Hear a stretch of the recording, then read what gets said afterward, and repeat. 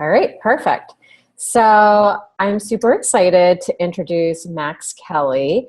He is the VP of Strategy for Techstars, and I met him last year when we were organizing our first Women's Startup Challenge Europe. He was the managing director of Techstars in London, and that's where we actually hosted our first Women's Startup Challenge at City Hall, and we co-hosted it with the mayor of London. And Max was so incredibly helpful to us and to our startups, and he actually ended up being a jury member for the Startup Challenge, and he ended up recruiting one of our finalists, LifeBit, into Techstars, and they graduated Techstars and raised close to $3 million. So super excited to have Max on, and he's going to talk with us today about fundraising for your startups. And I know he has a presentation for you, and then we can also jump into Q&A towards the end. So Max, I am going to turn it over to you. But before we start, if everybody can just mute themselves, that would be great so that we don't get any feedback, because we are recording this and we want to send this out to everybody who couldn't make it or will be jumping in a little bit late, because I know we changed the time on this. Great. Cool. Thank you. Yeah, sorry if you changed the time, but got a hard stop. So I am going to share screen. So I now should be sharing screen. And so this presentation is called Avoiding Fundraising Fuck-Ups. Can someone just confirm that they can see the screen? Yep, we can see it perfectly. Perfect. Great. So quick bit about me. Let's have a look. Yeah, so actually before about me, I'll talk about Techstars. So we have, actually it's a bit old now, we have about 1,600 companies in the portfolio. It's around 72% of them will raise around. And now we're actually seeing that being about 1 in 20 of the Series A companies in the US are Techstars alumni. So lots of experience there, generally in Techstars. My background, I worked for 12 years at Virgin. I started 4 different companies when I was there. Virgin Mobile in the US, Virgin Mobile in Canada. The one in the US was turning over $1 billion by 18 months in, which is great. I did an umbilical cord stem cell bank called Virgin Health Bank. And then I went in and ran created and ran Virgin Insight, which is aggregating all of the data from across the Virgin Group. And then I joined Techstars, and you can see a bunch of the companies that are on here. Those are portfolio companies that have gone through my my programs for the last 3 years. And these are all the ones that have raised money. So I've had a whole ton of experience of raising money. And so this is what the plan, everyone's plan is for their business and how everything's going to go, and it's all lovely. And the reality is more like this. So, and this is the case for every single startup. It really isn't unique. There's a period of time when you're in the exploration phase where you haven't fully committed and you don't even know what you're doing. Then you've committed your time.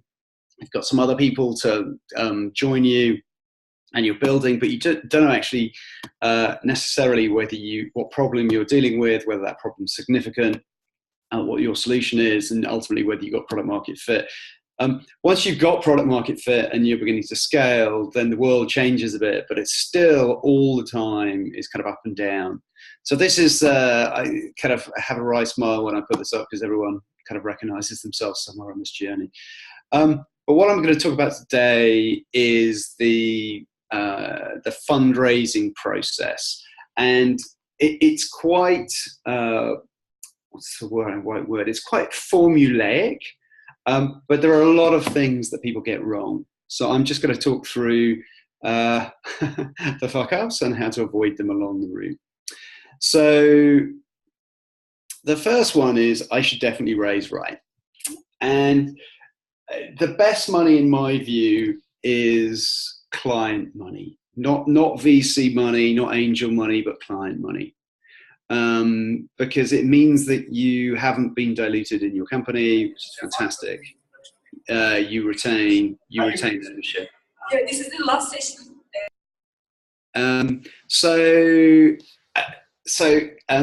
You don't necessarily need to raise cash.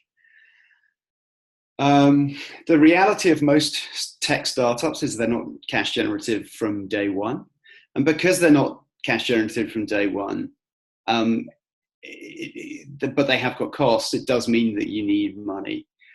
So if you need that money, you have to get it from somewhere. If you are going to get it, my recommendation would be, after you've done your friends and family round, is to then think about whether you can get it from clients and help client money build your business. But then if you do need to raise, kind of what then? Okay, so you can start any time, right? Well, the reality is this is a fairly bizarre little world that investors live in. So in December time is a terrible time to try and kind of close any money. People are just, particularly in Europe, in the US, slightly less so, but actually even in the US. But December's more or less out, and actually surprisingly, those skiing holidays run over into January. And then all of August, certainly in Europe, is out, and normally a good chunk of July. And this means that you have to plan when you're going to go out. Now, there are some things that are in your control that you should get in place before you start going out to market. So you're going to need these things. So whoever the employees are in your company, you need to have the employee agreements in place, because investors are going to want to see those, and they want to make sure that the IP that has been created in the company is actually with the company rather than with those individuals. So there needs to be IP assignment. You're going to need lawyers to do a deal, so you should have those lawyers in place. And actually, you want to make sure that you've got the right ones. Lawyers can be fantastic or awful. What you really need is people who understand the fundraising process at an early stage in technology, and that will make life so much easier. There's a bunch of stuff you'll need for your data room. So if you've got client contracts, the employee agreements, shareholders agreement, anything like that, that needs to be ready so that it can be reviewed. And then you need the kind of things that you will require to actually go and speak to people. So you need your full deck, you need a teaser that you can send out, you need your kind of email scripts that you're going to use. And also, one of the things that you do need to reflect on is having a nice clean cap table. It can be hard to recut your cap table once you start getting investors on there, and you can ask me about this in the Q&A, but often if you don't have the right ownership structure in place, it can be difficult for investors to say yes, because if you're too diluted as the founders of the company, then that can actually be quite challenging, because down the line you won't be able to raise enough cash because people will find that challenging, and you'll have to recount the cap table later. So you can ask me about that a bit later on. Next, so that starts any time. So you can't start any time. The next thing is, how long is it going to take? And people woefully underestimate how long this process is. It's an awful process, and if you've been through any of it, then you will know. But it is such a pain. And I think we're going to come on to how long it's going to take. Yes, I'll show you then in just a moment. The next thing is that all investors are equal. And the reality is they're not all equal. What you need to do is you need to do the research, and there's a couple of easy ways you can do this. If it's kind of the angel rounds or early VC rounds, you can go to AngelList and Crunchbase. What you really need are people who are actively investing today. That's one thing. And so you should ask them whether they are, and you should ask them when their last investment was, because often people will, investors just have all the time in the world to meet companies. That's their job. You don't have that. You just want to get away from fundraising and back to actually running your company. And so you really need to find out whether they've got cash that they can invest. The best way that's indicated is if they're regularly investing. So you can ask a question along the lines of, have you, how many investments have you done in the last 6 months or the last 12 months? You can also ask them how much dry powder they've got if they're a VC. So how much money have they raised in their fund, and how much are they actually still have to invest? Normally VC funds are on a sort of 3 or 4 year investment cycle. So if they raise their last fund that they're investing from 3 years ago, then they may not have much dry powder to invest. So you really need to know that they're investing. You want to know that they're the right check size. So you ask them, how much do you normally invest? That's really important, because if you're going to ask for a lot or a little versus what they invest, then it's not going to be worth your or their time. You want to know that they invest in, or what criteria they are using to invest. It might be that they've got a particular thesis, they like particular themes, particular verticals that they're really interested in. You can ask them that as well. And you can also derive that to some extent from their portfolio. So you can look at their portfolio and see what they've got. And that should give you an indication of whether they're serious about wanting to invest and wanting to invest in you as a company. So you really have to do a lot of work beforehand. You can just meet all sorts of investors or anyone who might be an investor. My recommendation is produce a long list, and that long list should maybe be about 100 people, and then work out. And that long list should be targeted. It's not just any investor. It's investors who are writing the right kind of check size in the right geography, who have dry powder, who would be interested in my company. So it's not that easy to kind of get all of those criteria met before you start going out, but you really have to plan this well. And you can use AngelList and Crunchbase, but there are other ways of finding that out, particularly through network. And just so that you know, and you don't need to look at any of the detail here, but basically it's the outsized returns, the 20 to 50x returns that really that every fund is looking for, and certainly kind of more than 1x. And you can see that actually 2/3 of companies don't achieve that. So they don't give back the money they're given. And so every fund, if it's a VC rather than an angel, is looking that you can do some massive performance. So they will very often ask you, how big is the opportunity? How big is the market you're addressing? And want to see that that's a big number. And the easy way of understanding how big that number needs to be is looking at the size of their fund. And that's a good indication of how big your company needs to get to. So the bigger the company, the bigger the fund, the bigger you have to be shooting for. And if you're not going to be, achieving that kind of return, then it's unlikely they're going to be investing. So not all investors are equal, and you really have to do your groundwork to find the right ones. Next one, particularly for European companies, is that they're so seduced by the idea of having a US company on the cap table. Turns out that only 18% of Series B rounds in Europe have US investors. That's actually, I think, 2016 data. So more recently, it's changing a little, but Series B is already quite late. So Series A will be a lower percentage, and seed will be a low percentage still. It's not the case that you won't necessarily get an investor on your cap table who's American, but don't chase them. And the reason for this is this miles on the right-hand side. The average investment journey from the HQ of the VC to the HQ of the company is 50 miles in Europe. I think it's a little bit further in the US, about 200 miles. But basically, people want to be able to, or investors want to be able to walk out or drive out and actually see the company in action and be able to have constant connection with them. So there's no point being really hungry for those big US VCs.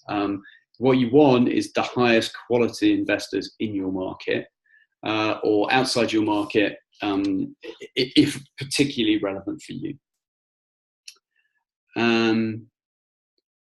Next up, I'll work out the amount later. So in this one, you really do need to know yourself. You need to be self-aware what stage you're at. So going back to those kind of the stage of the journey, if you're in the exploration phase, you're really going to be, and you haven't kind of fully committed, or you've fully committed, but you haven't got anyone else around you. At that stage, you're kind of looking at friends and family. It's a pre-seed amount. It's a relatively small round. As you have committed and you've got founders around you, but you haven't established product market fit, anything pre-product market fit, so that it's product market fit is really indicated by having scalable, repeatable sales. If you're not at that stage, you're basically in the kind of seed world, really pre-Series A. The Series A money comes in order to massively accelerate your growth once you know what you're selling. And so often people raise a seed round, and a seed bridge or a super seed. These are just kind of names of kind of the amounts that are raised after an initial seed round, but before that big chunk of money comes in. So you really need to know how the market's going to think about you and what you want. And basically what you're raising for is you're raising about 18 months of runway. So you want to know, you know, very simple, what revenue you're going to generate, what costs you're going to have over the next 18 months. And on the basis of that, you'll then actually have an awareness of how much cash you'll need to raise. And there's some simple rules of thumb. Generally speaking, you need to be run rate monthly, if it's a monthly recurring, of about 1 to 200,000 if you're going to go into your A round. Anything before that is going to be some form of seed round. So you need to know, and depending on the country, it does depend on what a seed round actually is in terms of amount. So in the US, they're very much larger numbers. In the UK, they're slightly higher numbers than the rest of Europe. And if you're in Eastern Europe, they're much, much lower numbers for what would be considered the same round. A lot of that is driven by where the money goes, and the money goes on spending on people. And if you're in cheaper markets, then you need less money to go for the same period of time. So you need to know, have a sense of what you're asking for. I'll come back to how you ask for it in a moment, but you need to know yourself. Once you've got now all of your kind of your data room prepped, so all of the kind of wherewithal that you need to go out with, you have the long list of targets that you want to go out to. You know how much you're going to be raising. The next thing is you need to go and start having the meetings. You need to plan it really well. And the worst thing to do is just to email people. What you really need is a warm introduction. And that means that you need to find someone who knows that person. And then what will happen is you'll write a forwardable email. So a nice, clear email why you want to have a conversation with that VC or that angel. And that person will then forward that on without copying you in. That the investor will come back and say, yep, I want to have a conversation. And at that stage, you're double opt-in. And the person who's done the introduction for you will actually then facilitate and bring the two of you together. That is then, it's hard to get people to do that. There's two stages there. One is you have to find someone who's willing to put in on the line their social capital, because they're basically saying, I believe your company is good enough that you should speak to this investor. If your company isn't that great, and they put you in front of the investor, that investor is then going to think next time they make a recommendation that they're maybe not such a great recommender. So it's important that someone believes in you, and then you have to be compelling enough. So you have to have done enough research on the investor that actually those people are interested enough by that short forwardable email that they've seen what you're doing and they say, yeah, I'd like to meet that company. So there's work to be done there as well. So don't email. Then I'll talk to 10 investors and I'm done. And this is an article from TechCrunch. It's actually from 2015, but I find it one of the articles that I refer to the most.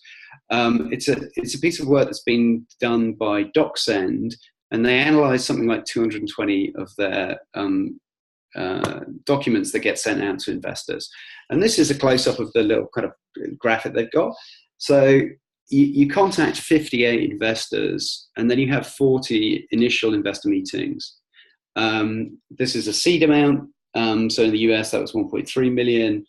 That's probably a reasonable sized seed round in the UK now. It's a reasonably large, well, actually, it entirely depends on what stage the company is at now as to what's a big or not seed round. But you can then see 12 and a half weeks to actually do the raise. Now that is once everything else is in place. So the contacts have warm contact, the target list has been made, all of the documents are prepared, and the contact list has been developed, and the warm intros have been made. So in fact, the average period to raise is between 4 and 6 months. And I'll just pause there and say that again. The average period to raise is between 4 and 6 months. So you're not done in 6 weeks. And people as I said earlier on, they woefully underestimate the time that it's going to take.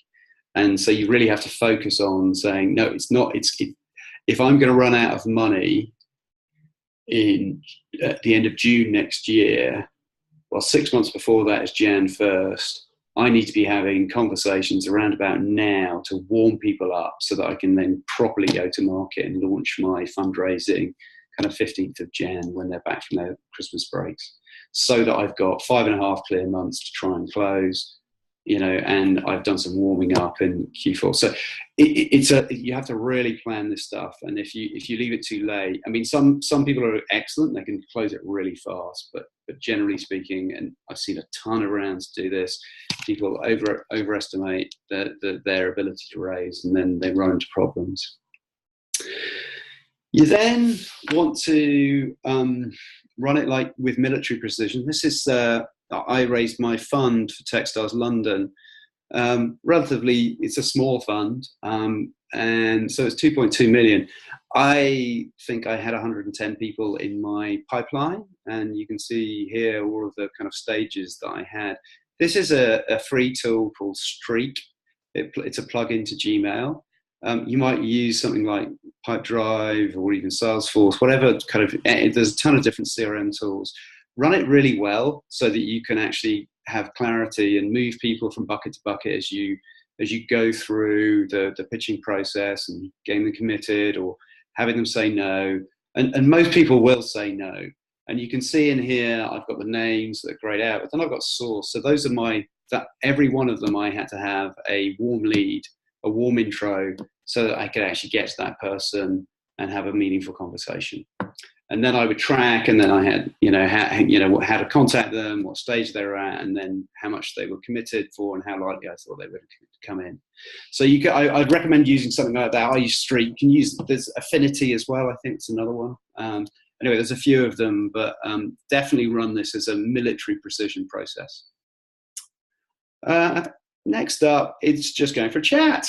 So we're having coffee. We're meeting up with a VC. Oh, I'm just going for a coffee. You're never just going for a coffee with an investor. They really want to know how the business is going, what progress you're making. Clearly, they want to spend time with you and understand you more on a personal level. But at the back of your mind, a bit like a PR interview, you want to make sure that you're getting the right messages across. So it's never just a chat. And this is from that same article, and I can circulate the article later on. But this is from DocSend and then Sequoia. Sequoia is the most successful investor in the world from a VC perspective. And they both have almost identical. So DocSend, analyzed this 220 pitch decks, and they found that that they run in a very standard order. And that order is almost identical to the Sequoia order as well. So the first thing is, and the reason I put this in here is, you're going to have to cover these points when you have a coffee, or whenever you're speaking to an investor. These are the things they're going to be interested in, and this should be the structure of your pitch deck. And you might say, oh, well, I'm going to be different. They're going to want to see this stuff. It's really standard. Now, what you then do in terms of the content to make it really creative and really powerful, amazing. Knock yourself out. It's amazing. In terms of the checkboxes to have in terms of content, this is what it should be. So the first is company purpose. So actually just an overview, then the problem, and then the solution. Why now? And then I can't move my little thing, so I can't see actually what's behind here. market size, obviously. Let me just go back up to the present mode. And then product. Team is vitally important. Again, people slightly play that. And then into business model, let's go to market, and then competition. Now, all of these things are basically just a checklist of things that you need to talk about. At the very earliest stages of a business, you're really focusing on problem and solution. Later on, you're going to be much more focused on financials when you're raising later rounds, because people are going to want to know that there are repeatable metrics and that you can actually drive real growth. So it's not only a chat. Then now you've found your target list, you've got introduced, you presented, and now you think, oh yeah, they're definitely in. They've said yes, and we call this happy ears because it's so easy to believe that an investor is in, and actually they're not. So they might say something like, oh, I'm really interested. They're not in. Why don't you come back to me when you've got a term sheet, because I'm really interested in investing. Still not in. Yeah, the sort of check that I'd write into a company like this would be a 50,000 euro check, and I'd like a valuation of about 2 million. They're just telling you their wish list. They're not saying they're in. So what you need is to bring them on a journey so that they have the following things. You need an investor who has confirmed that yes, they're in. They have to put it in as a clear yes, ideally in writing in an email. And I think the way to do this, we at Techstars, we kind of talk about how to get people to do this. And it's a bit of an art, because people will try and keep an option open to invest in you without saying no. So they don't want to say no because they don't want to look stupid and they don't want to miss out on a hot deal. However, they don't want to commit if no one else is going to be committing. So what they will use is they'll use language that indicates that they may have an interest but are not actually committed. So you have to then fight to overcome that. The way that you can do that is, first of all, you get to a certain point in the conversation where you've done your pitch, and you then actually have to ask them about their investing. So the first thing, how much do you normally invest? When did you most recently invest? What kind of stuff are you interested in? I've looked at your portfolio and these things seem to be, these are your themes. Does that seem to be right? It's a whole bunch of things that you have there. But at a certain point, you actually have to ask them things that are relevant to your company. So you have to say, would you be interested in investing in my company? And they'll probably say, I might be. At that point, you say, okay, so what is it that you would need in order to commit to investing in my company? And before this, you know that let's say they write 100,000 euro checks, and that they've said that they are sensitive to valuation. So you say, and then they might say, well, I am interested. They may say, I'm not interested. And to some extent, that's great. So it's a no, and it's a quick no, and that's great. But if it's, I am interested, but I and for writing $100,000 euro check into your company, provide the valuation is sensible, it's below, let's say, 4 million euros pre-money. So provided those two things are there, I also would like a board seat as well. And so rather than saying, oh, I'm not going to be able to give you a board seat with only 100,000 euros invested, what you do is you just start collecting all of those things, and you say, well, that's great. If I've heard you correctly, you're interested in investing 100,000 euros, provided the valuation is no more than 4 million pre, and that you can have a board seat. And they say, yeah. And then you say, is there anything else? And then they'll say, oh, yes, I'd also like you to move your headquarters to Paris. Okay. So rather than saying, no, I'm located in Berlin, so I'm never going to move my headquarters to Paris, that's where I want to be, you say, okay, great. So if I hear you correctly, you're interested in writing, you would invest in my company for 100,000 euros at a pre-money of 4 million and no more, provided you have a board seat and also move headquarters to Paris. And if they say yes, and you exhaust all of that, and you go through that process again and again and again, you get to the end of it, and they're saying, yeah, actually, if you do all of those things, I'm in. That's fine. That is now a soft commitment. What you do is you then put all of that in writing, in an email, and you say, brilliant to meet you. You're an amazing person. I think you'd be hugely strategic to my cap table. I'd love you to be part of the investment round, just to confirm the following. And then you write the whole thing out. And you ask them to come back in writing and confirm it, so to say yes back to you. And that is then a hard commit, it's a commit in writing, subject to contingent requirements. So now the reality is, what might happen is you just get a whole ton of excitement around your round, and let's say in you all of a sudden you've got 2 million commits.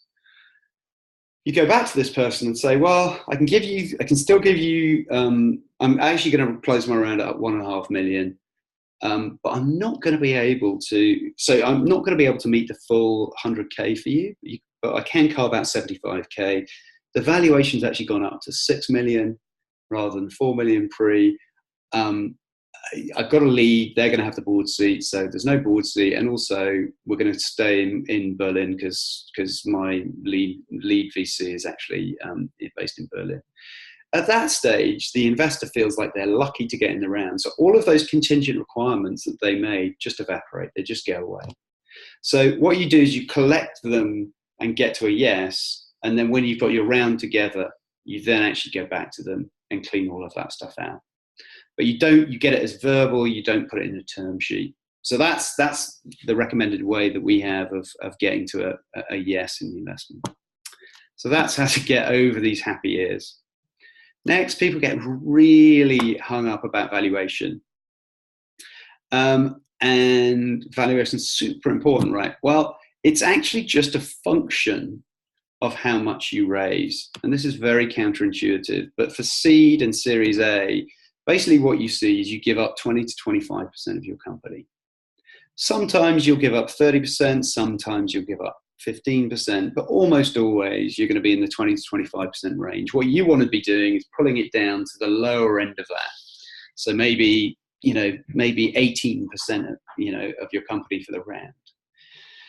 What that means is if you're raising €1 million for your round and it's 20%, that means your post-money valuation is 5 million. So you let the market, depending on how much money the market is willing to invest in your company, that determines what the valuation of your company is going to be. It's not always the case, but it's generally the case.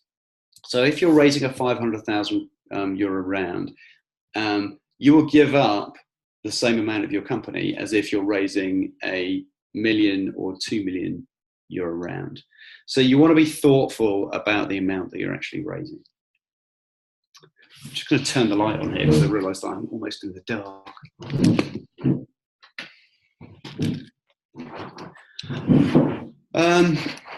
So that's valuation. So the valuation, what you want to do is get real momentum behind your round so that people are really keen to be in it, that you're pushing the volume of investment in the round up. And then you've got leverage. At that point, you've got leverage because you've got a full round. You might actually have to kick people out. You're doing people a favor to keep them in the round. At that point, you can start pushing the valuation up. Now, the next one is anyone will do for leads. My joke here is that you will have your lead investor longer than you will have your marital partner. The average period of time to get to an exit once you've got VC funding is 7 years. That's CB Insights data. And to get to VC funding, it's normally about 2 or 3 years. So this is a decade commitment. So you really want the lead to believe in your business and be super supportive. If you have a lead who is going to be obstreperous, get in your way, question your decision making, and they're on your board, that is a terrible foundation for your business. Now, sometimes you actually just have to, whoever's got the money and going to put it up, if you haven't got a full round, then you work out how you're going to have a lead. But The ideal situation is really, really work hard to get a great quality lead. Makes a big difference. Next, I need term sheets. So people often will push hard to try and get someone to be the lead and to get term sheet issued. And if you've got a very hot round, lots of people want to invest, then that can be the case, and people will issue term sheets. There'll be a number of VCs lining up. But generally speaking, leading around, writing a term sheet, it's a lot of hard work. The other people in the round are just going to follow you, so you're doing the kind of major part of the work. So you don't want to make people, you don't want to put the hurdle very high before they can actually commit to your round. So what you need is verbal commitments, like I said earlier on, with contingent requirements. So you need to know what they want, but then you get a verbal commitment, and then you follow up that verbal commitment in writing in an email, and you confirm it. And then what you do is you just start gathering all of that together. Now, the reality is every single investor is going to ask you, how much are you raising? What's the valuation? And the answer to that, and it's a hard game to play, is you have to say that it's going to be driven by the market. Depending on how much money I can raise, that's going to drive the valuation. And they'll say, yeah, but how much do you want to raise? And say, well, the round is going really well, and I've got a lot of commitments, and it's moving forward. And they're going to say, yeah, but how much are you going to raise? And so at a certain point, probably halfway through what you think is going to be the round, you then can start kind of firming up the amount that you think it's going to be. But immediately you start saying what your round size is going to be, that people will work out the sums that I did earlier on and work out what the valuation is going to be. And that then determines kind of where they're anchoring their thoughts to. So you need to be very careful, and I would highly recommend not putting in the deck, we're raising 500k at 2.5 million post money. It's just that locks you in. What you want to do is, if you can't raise 500k, but you've locked yourself in and you've got like 250 commitments, you can still close 250, even though it's not what you want to do, and keep the business going. If you say you want to get to 500 and actually you're only getting to 250, it's a problem, because the 250 people are going to feel that the round isn't complete and they may withdraw their offers. If you're blowing through the 500 and you're getting to 1 million or 1.5 million, then you can increase the size of the round, but you're not committed to a 2.5 million post, because that will just kill you in terms of dilution. So you can still have flex in terms of the valuation. So there's some kind of quite interesting mind games that you have to play with the investors. My favorite slide. It won't get away in running your business. It really will. So this next slide is entirely made up, but this is sort of the amount of time that you're going to have to commit to fundraising versus running a business. And if you're the CEO, it's like, but my job is to run the business. Well, actually, your job is kind of threefold. And there's a great post on this, I think, from Fred Wilson or Mark Suster. As a CEO, you have to do three things. One is inspire the team. The second is have the vision and inspire others. And the third is to make sure there's money in the bank. And you have to make sure that you do a good job, and ultimately it's on your shoulders to raise money. And so you have to really commit to doing it. And if you commit to it and focus on it, then you can do it in a short period of time. If you part-time do it, it will be crushing in terms of the amount of effort and time that it takes. So really, you've got to commit. And then it's a celebration when you raise your money. Woohoo! Now, the reality is you've just given up a chunk of your business. And so to some extent, you might say, oh yeah, this is an amazing time. And yes, it's a milestone for your business and you should be happy about it.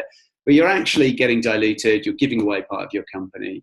And so this is a painful, no, I've got quite in a minute about it. So those are some of the fuck ups to avoid, and it's good because we're going to have about 10 or 15 minutes to have Q&A. I'll just run through these briefly again. If you don't have to raise, don't. If you can use client money, it's much better because you're not getting diluted and it doesn't take you anywhere near the amount of time. Plan when you start, have all of the documents ready prior to starting, but plan when you start so you don't run into Christmas or the summer break.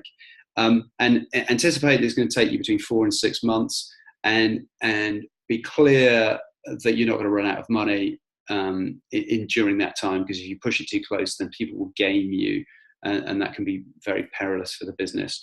Not all investors are equal. Make sure that you're targeting the ones so you're not wasting your time, and don't go after the big US VCs. It's unlikely they're going to come in.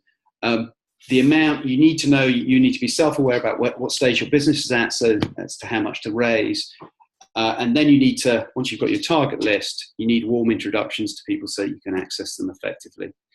You'll meet probably initial meetings with about 40 investors in order to be able to close out a round. It's actually, this is another thing that I didn't mention there, it's only a chat. Investors want to know you and see how you operate your business and see that over time. So it's not a one-off point. So you need to build a relationship. So don't expect someone to write you a check after the first meeting. Sometimes it happens, but generally it doesn't. And so you have to build a relationship. So you need to, and the stock phrase there is people invest in lines, not dots. So the idea is they see a trend over time. Even if they are saying they're in, verify that's the case. Don't obsess with valuation, but make sure that you drive the size of the round, the size of the commitments up, because that will drive the valuation up. Choose your lead carefully, because it has a very significant impact on your life and your business. Term sheets, don't push for those, but do push for commitments with contingent requirements. And then when you're doing it, do it properly, because running the business is really hard. And at the end of it, do celebrate, but don't think that you've made it. You look in TechCrunch all the time, the big headlines are how much people have raised. That's actually only part of the journey, and it's really an early part of the journey. You need a backup plan. So what this shows, this graph's hard to read, but basically the percentage that have raised seed, how many then go on to raise an A, it's a tiny percentage. Then how many go on to raise a B, it's a tiny percentage of that, and then so on. So most companies don't raise the next round. So have a backup plan for how you're going to get out of the hole if you can't actually do the raise. And then this is the happy thing. It's Mark Andreessen. Raising capital is actually the easiest thing a startup founder is ever going to do. That sounds completely nonsensical because it's such a painful thing to do. But actually, it's actually a relatively easy thing in the scheme of all of the stuff that you've got to do. Some no's in your presentation or when you're discussing. Don't say you've got no competition. Even if the need is being satisfied of your customer by some other way, don't say there's no one in the market that's competing with you, because it's just not true. If you're raising money and people say, well, we'll put it in tranches, just say no to that. The second tranche or the third tranche almost never comes in. So it just kills you because you think it's there and then it's not. So get them to commit for the whole round size. Don't go out asking for people to sign NDAs, they just won't do it. Don't use jargon like AI and ML unless it's real. And even if it is real, there's, even AI and ML now is really hackneyed. So just don't use jargon, talk very straightforwardly. And also the final one is just don't lie. If you lie, then you will burn your reputation so fast in this industry, because the VC industry itself is very small. They all talk.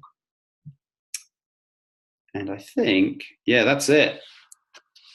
So I will jump out of presenting mode, stop share.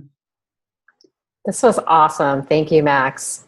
It was so informative. I actually took a bunch of notes in the chat, which I will also send to everybody, just key points that I thought was super helpful. I mean, all of it was helpful, but just key points I wanted to echo and drive home. So I know we only have about 15 minutes left, and I wanted to open up this to the startups who joined us today and see what questions you have. You can either chat your questions, or you can just honestly just jump right in and ask them verbally. Don't be shy. Max is an incredible resource. I'll go first. Hi, Max. It's Francesca. Hey. Hi, how are you? Thank you. Good. It was really, really helpful. So my question would be, we are at seed stage. We recently closed a round of £1 million. And my question would be for you, when would you start meeting investors for Series A when you don't have the metrics yet, but when you need to start building the relationship and to understand what are exactly the metrics that you need to get there, given your industry and your specific circumstances and situation? Francesca, can you just also tell Max the name of your startup and like 3 words about what it does so he just has a little bit of context? Yes, sure. So we have built the first virtual recruiter for helping blue-collar workers to find a job faster. It is, I'm not going to say it is a solution based on AI because I know you're not going to like it, but it uses occupational psychology and predictive data to screen and find the right candidates for each vacancy. And it's proved to save employers more than 70% of their time in recruiting. So somehow, it's working. And now we are really looking forward to keep building traction, monetizing, and we are already in touch with a few Series A investors we met in the past, but it is, as you said, it is a full-time job, and we want to make sure we start meeting them as soon as possible. So that it's a great question. So you'll have raised your $1 million. That should be giving you a year and a half's runway, that sort of amount of time. For a period of time, once you've closed, you're like, I never have to do this again. Woohoo! And then you realize, oh shit, I do. What you have to do is you have to think, I really need to work out what the milestones are on the journey over the 18 months, and also what the milestones that I definitely can deliver that I will make my Series A story around. And so, what you do want to do, which you're kind of implying, and it's very sensible to do this, is to build the relationship over time, because you want it to be something that builds rather than something that you kind of try and do off a standing start. But the most important thing for you to do now is build your business. You have to build your business because that's what we're all trying to do, right? We're not trying to just continuously raise money, and you can get kind of confused and seduced into just continuously raising cash. Forget that. So I would keep the kind of maybe a monthly update going out. Out of that, you'll have people who reach out to you and say, yeah, I'd love to have a coffee. Take those coffees, but then maybe do some kind of more specific reach out when you've hit particular milestones that you can go and have a meaningful conversation. And actually, the other thing to do is to, in those conversations, under promise and over deliver, so that every time you're meeting them, you're delivering stuff that is surprising and beyond where they thought you'd be. If you're a salesperson, that's counterintuitive because you overpromise and underdeliver. But actually, what the VCs want to see is just this constant progress. Because then, when it comes to it, they're like, "This person always delivers. It's amazing." So then, when you open your round, it's really quick. So that's that one. That's great advice. Thank you. Thank you. Any other questions for Max? We have about 10 minutes left. Hi, Max. I'm Alex from Vitru Health. We're developing computer vision-based tools for physiotherapy assessment. So we're raising a quite small seed round, and I had a question about whether there are any upsides or downsides to having a single investor take all of that, or if it's better to have a few and to share the round out. When you say quite small, that can be any amount of money, to be honest, these days. So how much are you thinking? £250,000. Okay. Right. So normally angels write, certainly in the UK, they write checks of between £25,000 to £50,000. If what you don't want is, you don't want someone who is it's the first time they're investing, because they don't understand the fact that they're probably going to lose their money. And they'll also want to be overly involved in your business, which can be painful. And being massively over-involved in your business means that they want all sorts of reporting rights, all sorts of control, all sorts of things, which is like, actually, this is impeding me moving forward. So you want, if someone who is a sophisticated investor, i.e. has a portfolio of 10 or more angel investments, is willing to write you a 250K check, then maybe. generally speaking, it's better not to have that kind of level of concentrated power in angel hands. Later on, when you're getting VCs on the cap table, it's fine. Right, great, thank you. Actually, I had a question for that. Max, I find that a lot of women-led startups actually ask for too little in their fundraising rounds.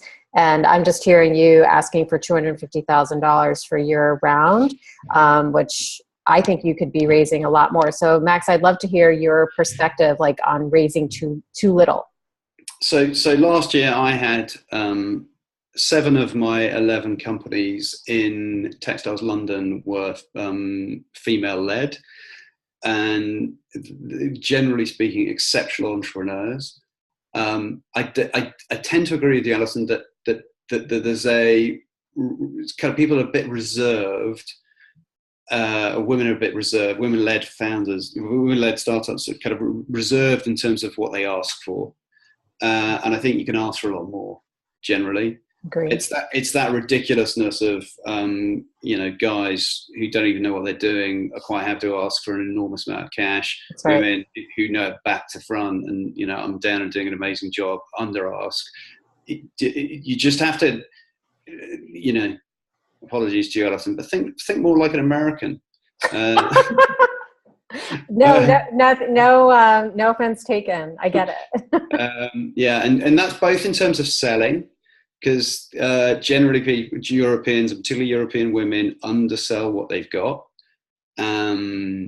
It's much more impact. What you're doing is almost certainly way more impactful. So you need to learn how to sell, learn how to communicate it much more. Take all of that reservation out of your voice, and then don't be embarrassed. Don't be shy about asking for a significant amount of investment. Okay. Cool. Thank you. Next question. I have a question, very quick question. Agata Frankiewicz from DecoEco. We are having a circular marketplace, which is easing the process of turning waste into products. And we are fundraising right now. This is a seed round for around 350k euros. And I wanted to ask you if you would recommend to cooperate with some intermediaries, like platforms who already have some experience, who already have some business angels networks beside, or it's better to do it directly by yourself without such intermediaries? So I have reasonably strong opinions about this. On the crowdfunding sites generally, I think, not great for a couple of reasons. This is equity crowdfunding. Kickstarter's fine. If you've got a product and you want to get some pre-orders, basically, Kickstarter's great. But if you're doing, a Crowdcube, which is one of the UK ones, I'm not sure how prevalent they are across Europe yet. They're in the US now. The problem is that the level of sophistication there is very low, and so you get the wrong kind of valuation. It makes subsequent rounds hard, and it also creates question marks in investors' minds. What you're talking about is a different thing again, which is either kind of angel networks or actually more specifically intermediaries who go and take between 5 and 6% of your round. Now, a number of the textiles companies have used those. It sends a very bad message to the market, which is, I'm CEO and I can't do this. And if I'm an investor, I want to know that the CEO I'm investing in is amazing. And if they can't raise, then that's a problem to me. So the only time that I kind of think it's a good idea is if you're struggling to close a round and you just need some final kind of investment into that round, then it's a good way to kind of do that last hurdle. But I wouldn't lead with it because it sends terrible messaging to the market that you're just not good enough to do it yourself. Okay. Do you have any feelings on like an AngelList syndicate? So AngelList is an interesting way to go. The challenge there is just that not many of them have been done. There are not, well, I mean, it's a while since I've looked, but there are only a handful of syndicates in Europe that were active. Okay. So it was hard to get those done. I mean, it's certainly worth speak to the 2 guys who run it in Europe, Andy and Phil. Speak to those guys. They're actively investing themselves, and they'll be able to tell you who's actively investing on those syndicates, so you can work that out. Okay.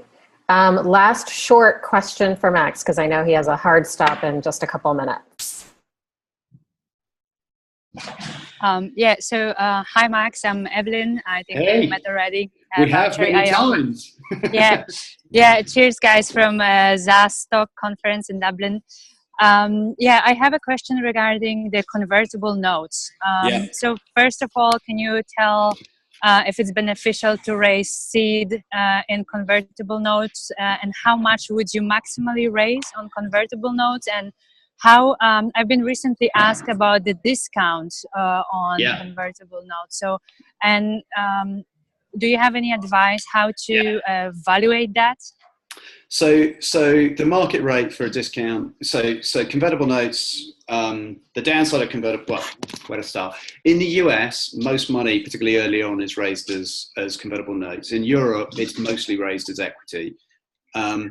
In Europe, people like to feel that they own the thing. In the US, people are happy that actually they'll own it at some point in the future, or it goes to zero. And if it goes to zero, who cares? So that tends to be. So I think 70% of textiles companies that raise on a convertible note in the US, and in Europe, it's something the other way around. So 30% raise on a convertible note. Convertible notes are much beneficial in terms of timing to raise. Because it's much quicker, because the documentation is much shorter, and also you can take money in over. It doesn't have to have a single close. You can take money in over time. So there's benefits there. In terms of where you set the cap, that's the key thing, which is effectively an indication of what you think the valuation of the company is always going to be. And so there you want to push for, it goes back to that equation I was giving earlier on, 20 to 25% of the company. You want to push that as high as you can. There are standard discount rates. So it's 20 to 25% is the discount rate. 20% is what you should be telling people, I would say. And that's super standard. I think that's what we use. It's super standard in the industry. The one watch out for convertible notes is if you get them and you get one, and then you raise your next round, and then you raise the next round, and then you actually do a conversion at a later stage to a price round, and everyone converts, all of a sudden you realize that you own way less of the company than you thought you did. So if you are raising on convertible notes, don't think of it as like free money. It is real equity that you're giving away. It's just that conversion is going to happen in the future. So be very, very careful about getting the cap as good as possible and keeping that discount rate to kind of 20%. Ideally uncapped, but that's unlikely. It depends how persuasive you are in the negotiation. But very nice to see you again.